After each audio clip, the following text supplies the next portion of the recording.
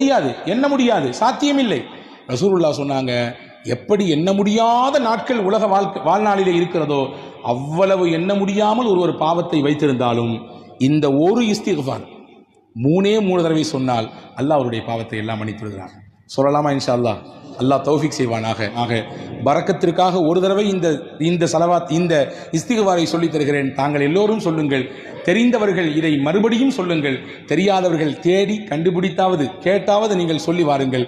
ஒரு தடவை சொல்லுங்கள். அஸ்தக்ஃபிருல்லாஹ் அல் அலியுல் அதீம் அல்லதி லா இலாஹ இல்லா ஹுவல் அல் ஹய்யுல் அல் கய்யூம் வ அதூபு இலைஹி வபின் நஹாரி லியதூப முஸீஅல் லைல்.